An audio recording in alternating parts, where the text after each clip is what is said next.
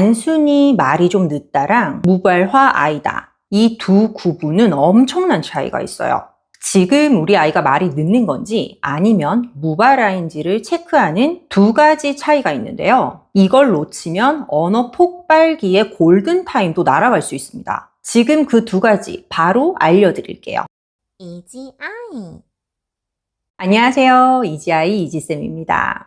여러분, 무발화 아이라고 들어보셨나요? 이지아이 영상을 많은 분들께서 봐주시는데 우리 아이가 지금 말이 늦는 건지 아니면 무발화인 건지를 어려워하는 분들이 계시더라고요. 무발화냐, 단순히 말이 늦냐의 차이는 치료의 방법이나 이후 예후에 많은 영향을 미칩니다. 그래서 이 둘의 차이를 명확히 아시고 우리 아이를 살펴보셔야 해요. 여기서 부모님들이 가장 많이 하시는 오해, 아이가 이해력이 좋은 경우예요.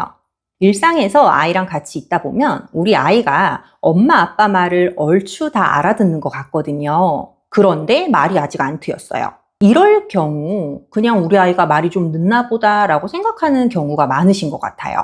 그런데 실제로 무발화 아이들 중에는 이해력이 좋은 경우가 많습니다. 그래서 말 늦은 아이랑 무발화의 차이점을 단순히 이해력으로만 구분하시면 안 돼요. 그럼 어떤 것을 보고 구분을 할까? 오늘 이지쌤이 두 가지를 말씀드릴게요. 첫 번째, 질적인 의사소통의 의지 유무예요. 치료실에 아이가 왔을 때 언어치료사가 아이에게 가장 먼저 확인하는 건 이 아이가 지금 말은 안 해도 다양하게 소통하려는 의지가 있는가입니다. 두 아이가 있어요. 둘 다 말이 늦어서 발달센터에 왔어요.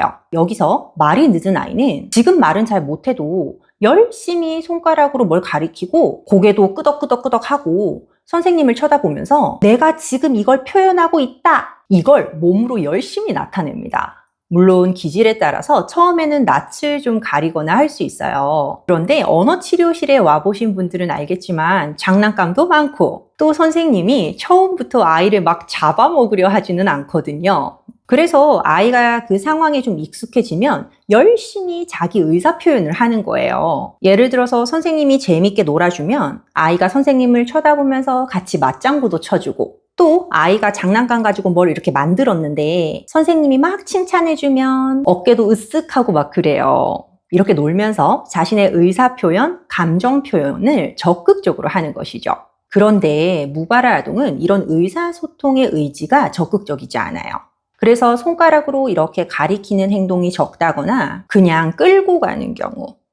이지쌤, 아이가 뭐 원하는 게 있을 때 손으로 가리키는 거나 끌고 가는 거나 똑같은 거 아니에요? 하실 수 있어요. 둘 다 몸짓이고 원하는 걸 표현한 거니까 지금 이야기 듣고 계신 여러분들께서는 둘 다 같은 게 아닌가 하실 수 있는데요. 이 두 가지는 사실 질적으로 굉장히 달라요.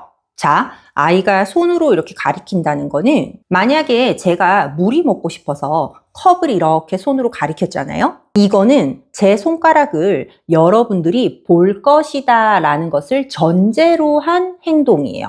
제가 이렇게 손을 가리키는 게 여러분들의 관심을 끌고 여러분들이 이 손가락을 볼 거다 라는 걸 알기 때문에 할 수 있는 행동이거든요. 또 반대로 여러분들이 손가락으로 뭘 가리키면 저도 그걸 볼 준비가 된 거예요. 그러니까 이거는 상대방이랑 어느 정도 소통을 할 준비가 된 거죠. 그런데 제가 손으로 가리키는 게 아니라 여러분들을 이렇게 붙잡고 끌고 가잖아요. 이거는 여러분들이 저를 보든 안 보든 상관이 없는 거예요.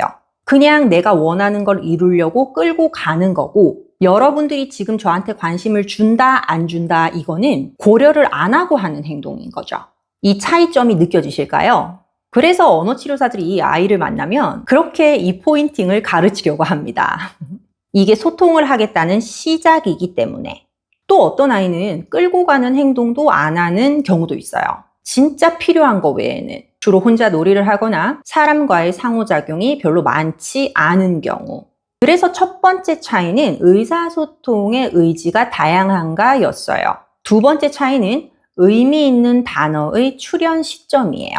여기서 중요한 점, 그냥 단어 아니고요. 의미 있는 단어예요. 말이 늦은 아이는 보통 24개월 전후에 단어 수가 적기는 하지만 의미 있는 단어가 나와요. 1개에서 10개 정도. 그래서 엄마가 이렇게 아이 얘기를 들어보면 아, 얘가 이걸 말하는구나 하는 단어가 1개에서 10개 정도는 생긴다는 것이죠. 물론 발음은 부정확할 수 있어요. 예를 들어서 우리 아이가 한 20개월까지는 옹알이만 계속 했는데 24개월쯤 되니까 엄마를 부를 때 엄마 이렇게 말하고요. 차 타러 갈 때마다 빠바이 빠바이 이런 식으로, 과자를 먹고 싶을 때는 으깍 으깍 이런 식으로요. 의미를 갖고 그거를 콕 집어서 일관되게 그 소리로 표현하는 이 단어가 생긴다는 거예요. 그래서 엄마가 아직은 좀 답답하지만 아, 얘가 이거를 원할 때 이 말을 하는구나 하고 느끼는 단어가 1개에서 10개. 좀 더 많을 수도 있어요. 많다면 예우가 더 긍정적이겠죠.